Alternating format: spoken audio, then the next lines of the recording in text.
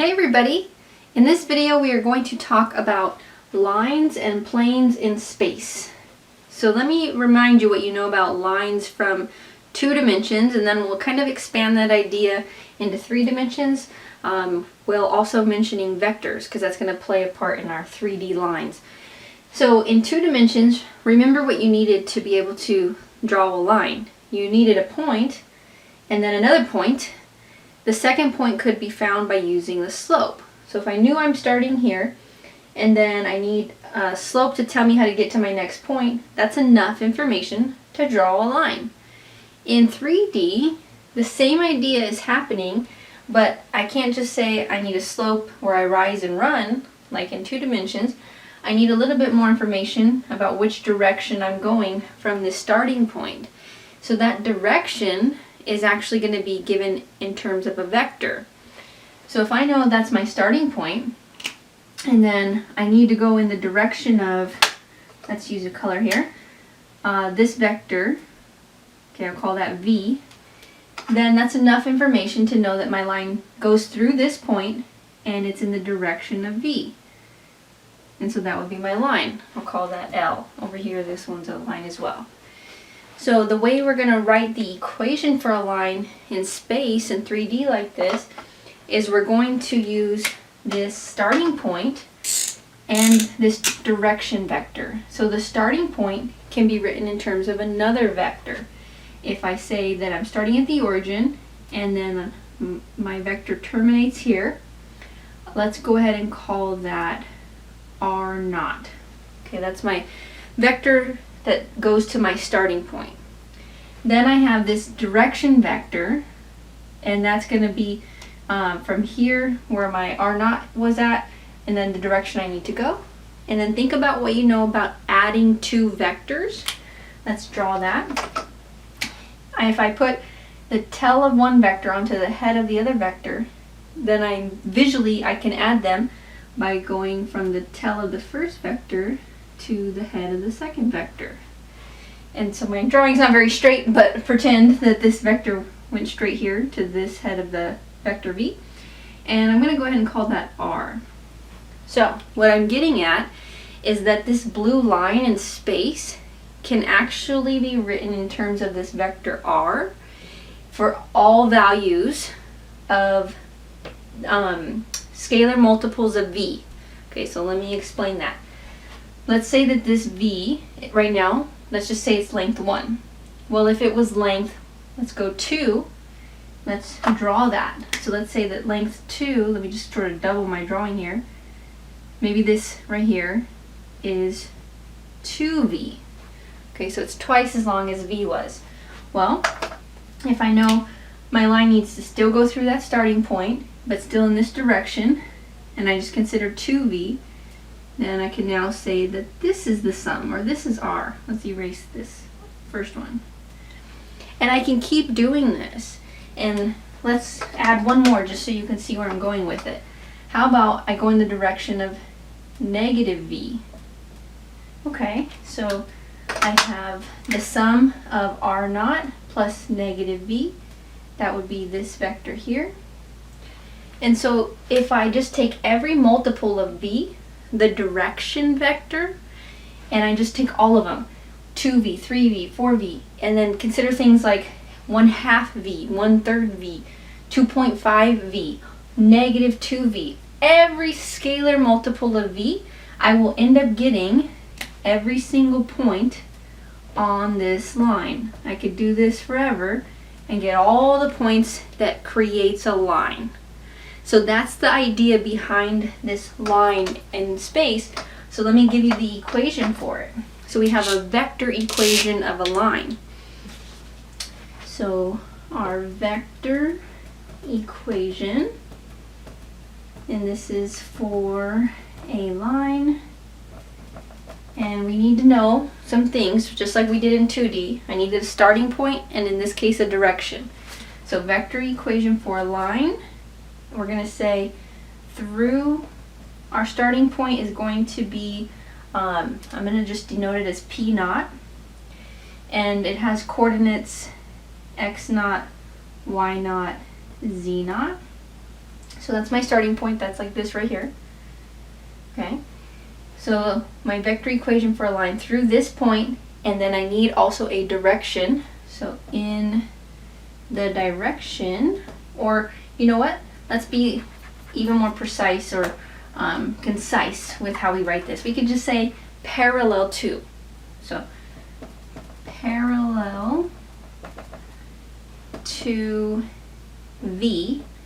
If you want to, you can go ahead and say in the direction of V, just to add that in there, direction of V. Okay, if they're parallel, they're pointing in the same direction, so you can just say it like that. It's the following. So let's erase this.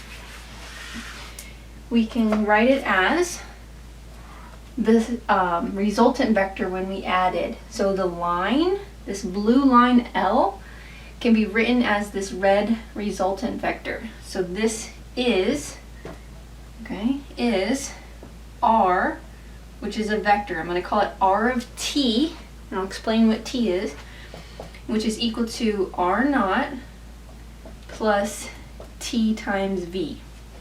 All right, so t is just my letter representing all of the scalar multiples of this direction vector. So t was 2 here, t was -1 here. So t is our input at this point. It's our input value where it's going to be multiples of our direction vector. So another way to write this, if you want to put it in component form, you can say that this is the vector with components x, y, z. That's r, that's this red vector. And that equals to our starting point, which you can go ahead and say that that has components, the vector with components x naught, y naught, z naught. And let's get rid of some of this.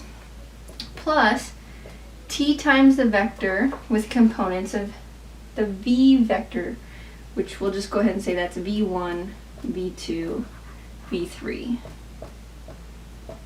Okay, so this is 2 different ways to write the equation of a line using vectors. Same thing, they basically are saying the same thing, but this one's a little more expanded than this one.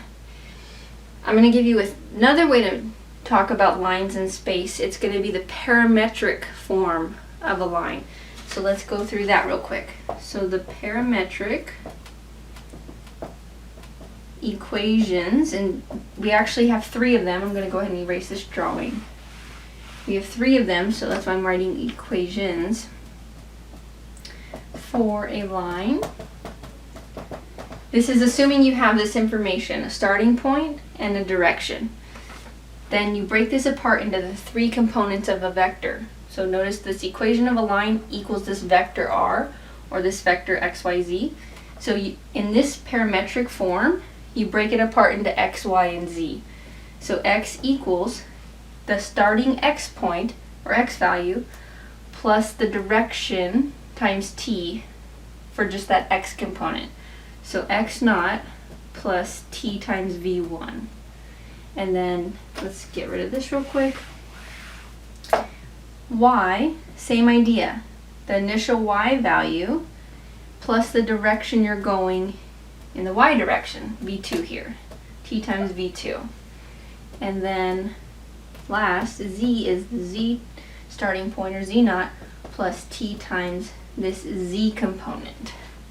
So this is yet another way to write the equation of a line in space using vectors. So both of these are representing the same idea. They both represent a line. For all values of t, you would get the entire line. If you want a certain line segment, you just use a certain amount of t numbers. So let me mention that really quick. We'll say for t between -infinity and infinity, so basically all values of t, R locates all the points on a line. Alright, so all the points on a line. And that's what we were drawing in our picture. That red R vector. If I just plug in every single possible number for t, I will get every single point that makes up that entire line in space. Okay, so that's our background. Let's go ahead and look at an example. So I'm going to erase our equations of a line, but we're going to use them in some examples. Okay, so we'll just erase one at a time. Let's start here. So we want to find an equation for the line through, so I'm going to give you the starting point for the line through,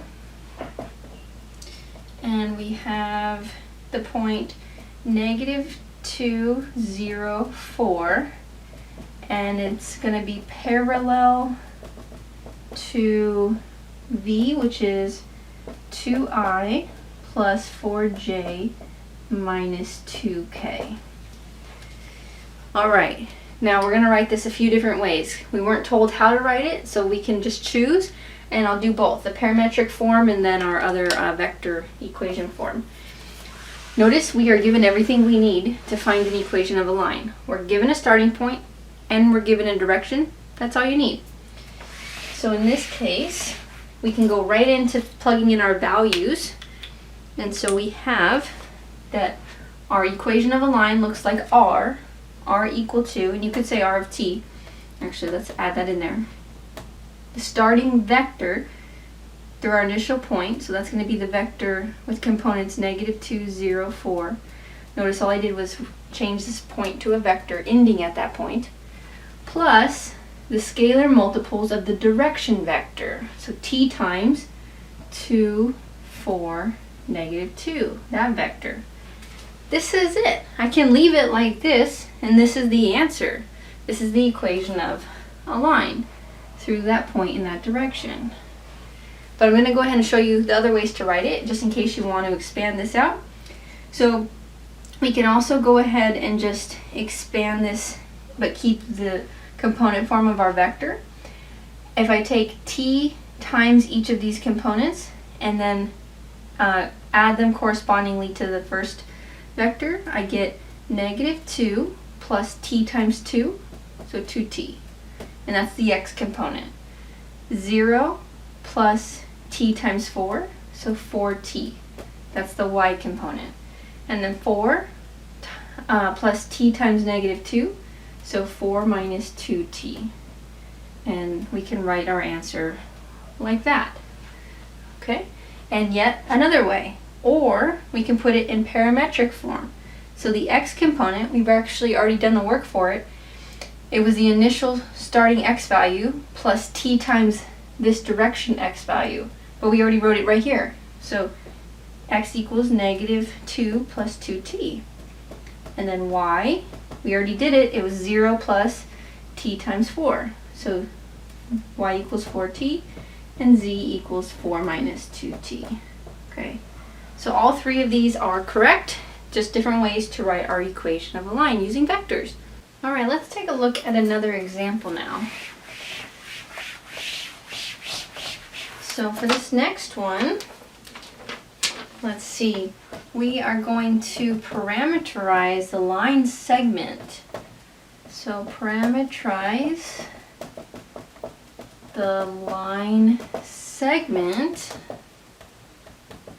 and this is going to be the segment that's joining the points. I'm going to call it P, which is the point -3, 2, -3, and then Q, which is 1, -1, comma 4. Okay, now look at what we're asked to find. The basically parametric version of a line, but just a line segment. So we'll address the segment part as our last step. First, what we need is a direction, because we have a starting point. We're going from P to Q, but we don't have a direction vector, at least not given to us. So let's find that first. So we'll say that first, let's look for the direction vector. And if you think about it, if I have 2 points in space and I have a vector connecting them, when we were first talking about vectors, you can find that by subtracting. Okay, so the way I find the vector from P to Q is I subtract. So I'm going to say vector PQ, which is what we've been calling V, the direction vector, can be found by taking the vector with components from subtracting. And so we say this x value minus that x value. So Q minus P to get this vector. So we have 1 minus negative 3 for the x component, negative 1 minus 2 for the y component, 4 minus negative 3 for the z component. And that's the vector connecting P to Q. We subtract. And so we end up with the vector that has the component 4, negative 3, 7. And so this is our direction vector V. Now, that's very important. We needed that, and we already have our starting point, so that's good. We can come up with the equation for the line through those points, and then we'll consider the fact that it was really just a line segment. So next, let's go ahead and let me erase this. We are going to, we'll say second, go ahead and find our equation of our line. So we know that we have R equals R naught plus T times V. R naught is the starting point. V is the direction vector. And so our starting point was P, which was the vector that ended at, I think it was negative 3, positive 2, negative 3. And then that's plus T times this direction vector we just came up with, 4, negative 3, 7. Okay, now this will be a good answer if we were told to find the whole line, which we were not. I'm going to go ahead and write this a little bit more expanded. So let's distribute, and we'll say that the x component is negative 3 plus 4t from distributing this t here. And then the y component is 2, and then minus 3t. And then the z component is negative 3 plus 7t. Okay, that's our equation of our line. So now we'll say last, let's go ahead and find the values for t that will give us just that line segment. So we'll say last, find t values. Okay, you basically have to start and stop somewhere for t. We don't want all t numbers. We don't want infinity, negative infinity to infinity, so we have to start and stop somewhere. Now, you can kind of look right here and sort of see what it's going to be if you think about the starting point, but I'm going to walk you through it. So remember, our starting point was the point negative 3 to negative 3.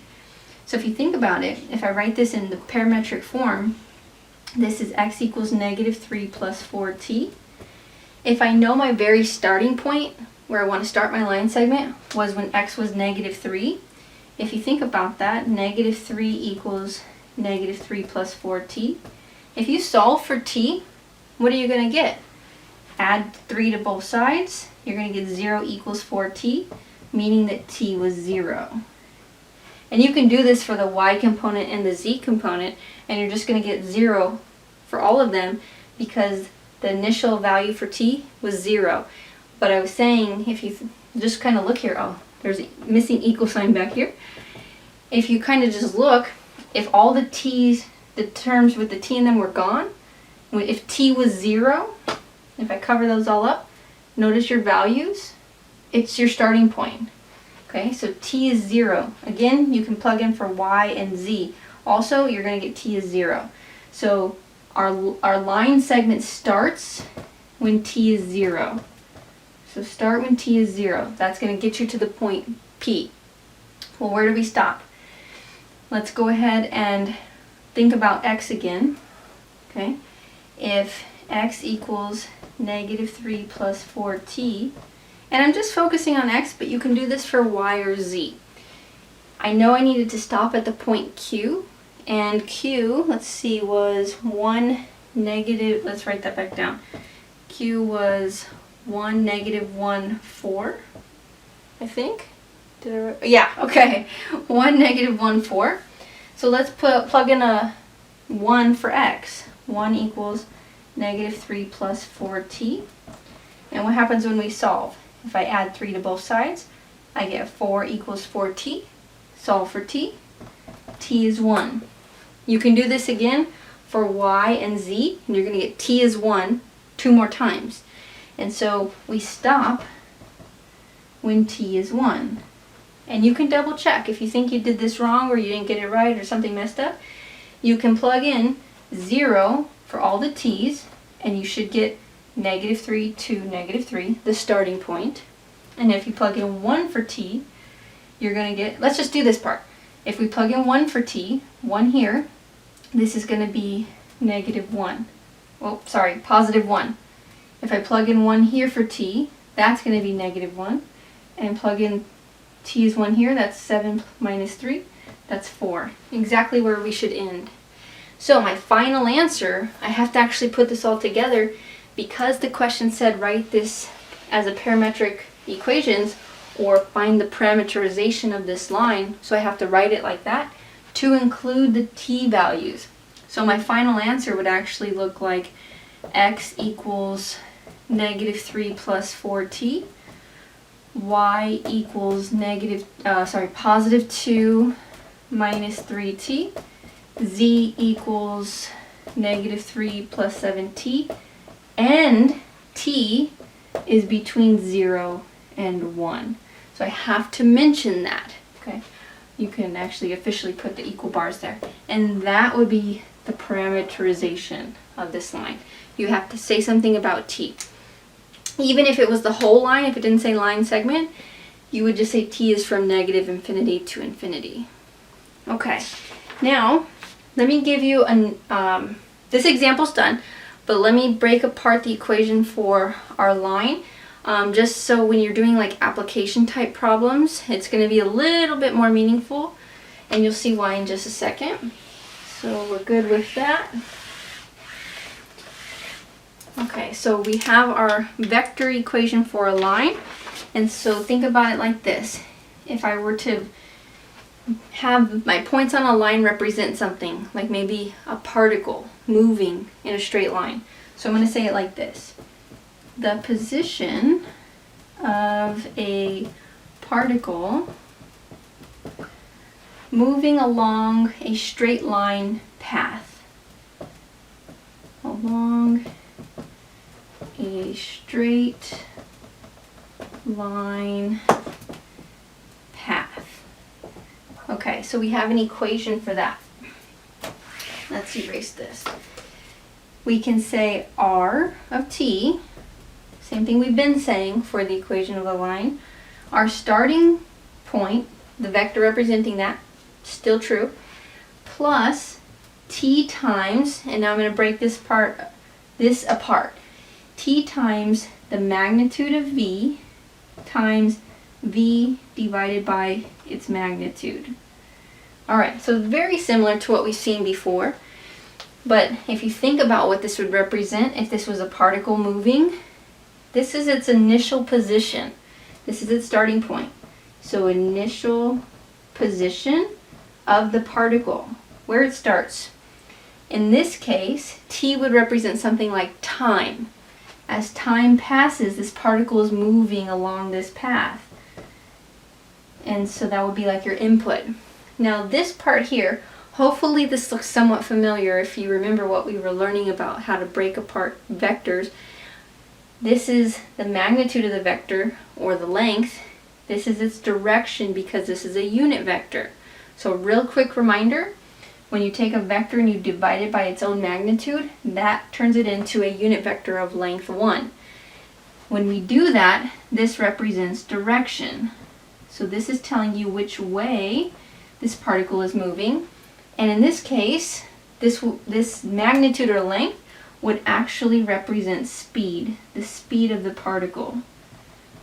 Okay, so just giving our vector equation of a line slightly more meaning to it. Initial position, time passes, how fast the particle is moving, and in what direction it's moving. Okay, so let me give you one more thing to do with lines, and specifically I'm going to talk about the distance from a point to a line and how that's going to look in space. So let's go into that formula now. Alright, so the distance from a point I'm calling S to a line L. Now a little bit more information. This line is through a certain point P and it's parallel to V. So that part we've been talking about for lines. So here's the picture for you. Let's say you have this point right here, S, and your line L is maybe right here. We want to know about the distance, which would be the straight line distance of the shortest path to L, which would be right here, perpendicular. Let me actually draw that right angle on this side. Okay, so how we calculate this, or how we can calculate this, if we know these two other things, we have a nice formula for this. So S and L, we just want that distance D, but we know that L goes through some point we're calling P, and we know the direction for how to get this line was based on the vector V. So V is maybe like this. And so we can create a right triangle when we do this, and that's going to lead to our formula here. And so what we end up with is there's actually an angle we can call theta, and we can use the fact that sine of theta would help us out with this distance over here. And so we have, let's go ahead and call this vector right here, we'll call that PS. That's the vector from point P to S. So we have that the distance D is, if you think about it, using sine of theta is D over the length of this vector, or its magnitude. So if you solve for D, you're going to get that D is the magnitude of PS times sine of theta. Okay. Now, let's say you don't actually know this angle theta. You don't know the angle between this vector and this line. So there is another way to do this. And it's a little, I'm going to kind of guide you to it, but it's a little tricky if you don't know it. You'd have to multiply, and I'll write it in another color. You'd have to multiply by the magnitude of V over itself. So technically by the number 1. And if you do that, what you end up with is the formula right here on top for cross product, the magnitude of the cross product, which we talked about in another video. So this formula on top is actually the magnitude of the cross product between PS and V. And then on bottom we just end up with that other magnitude that we just introduced. So this one might be more meaningful if I don't know anything about theta. So two formulas, both will work. If you know something about theta, go ahead and use the first one. If you don't, use the second one. So let's try this out. I'm going to do an example with you guys. So let's find a distance. So we are going to find the distance, and this is going to be from S, which is the point 1, 1, 5, to the line, which is going to be called L, and it's the vector 1 plus t, comma 3 minus t, comma 2t. All right. So we actually have everything we really need to use this second formula. We can break apart our equation of our line here to figure out what V is, the direction vector, and then we'll be able to, and actually the initial point, and we'll be able to work this out. So I'll say that our first step here, we're going to recognize point P on our line L. Okay, so from this equation of our line, just by looking, you can tell what the initial point was. It's 1, so P is 1, comma 3, and then what about here? There's nothing without a t, so it's 0 plus 2t. So that was our initial point. 1, comma 3, comma 0. Okay, and think about it. When does this happen? This happens when t is not there, or in other words, when t is 0. Okay, so that's our initial point, when t is 0, if you plug in zeros there. Okay, so second, let's find the direction vector v. So we'll just say direction v. And that one we can also tell just by looking from our equation of our line. It's the coefficients on t, because remember, if you break apart this equation of a line, we have t times v for the direction. So this is 1t, so that's going to be 1 for the x component, negative 1t, so negative 1, and then 2t, so 2. And this is our v. Okay, so we have an initial point, we have this vector for our direction, but if you think back to the drawing that we need for this formula for distance, let me just draw it again really quick for you. We have now this point P, we have the point S was given, and our line is in this direction of V, okay, down here. We actually need, in order to use this formula, we need this vector here. We need PS.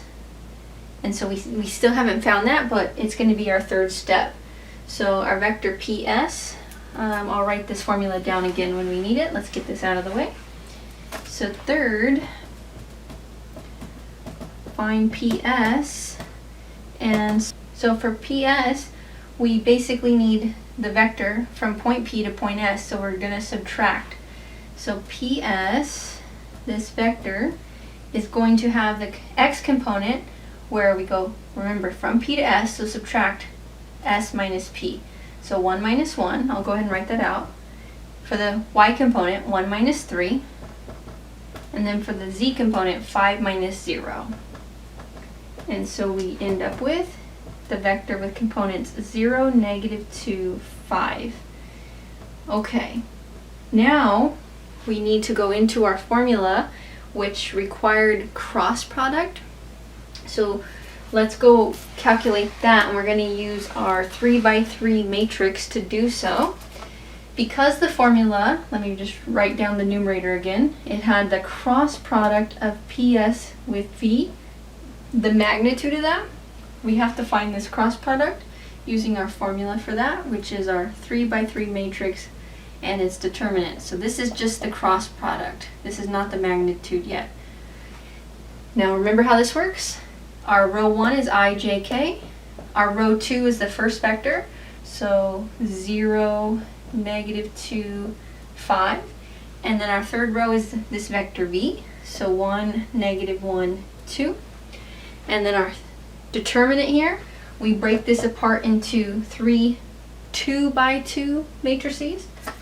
And so we have the 2 by 2 times I minus the 2 by 2 determinant times j plus the 2 by 2 determinant times k. And remember how this goes. You cover up the row and column of I, and those numbers go into your 2 by 2. So negative 2, 5, negative 1, 2. And then you do the same thing for j. Cover up the row and column of j. So 0, 5, 1, 2. 0, 5, 1, 2. And same thing for k. Cover up the row and column. 0, negative 2, 1, negative 1. 0, negative 2, 1, negative 1. And then we do our nice calculation. Diagonal down left, diagonal down right minus diagonal down left. So I'm just going to go ahead and say it. I won't write it all out. Hopefully you're okay with this. Negative 2 times 2, so that's negative 4, minus 5 times negative 1, so minus negative 5 times I. Over here, 0 times 2, so that's 0, minus 5 times 1, j. And then in the last part here, plus 0 times negative 1, minus negative 2 times 1, and that's k. All right, let's go ahead and erase our first step. And let's bring this over here. This is going to be positive 5 there, plus negative 4, so 1i. Over here, this is going to turn into positive 5j. And then in the back, positive 2k. All right, now this was the cross product of PS and V. PS crossed with V. We now need its magnitude. So the magnitude of PS cross V is our nice calculation where we take our components, square and add them, and square root that quantity. Okay, let's distinguish there. So 1 in the x, 5 in the y, and 2 in the z. Let's go ahead and get rid of step 2 now. And simplify this. This looks like 1 plus 25 plus 4. This looks like square root 30.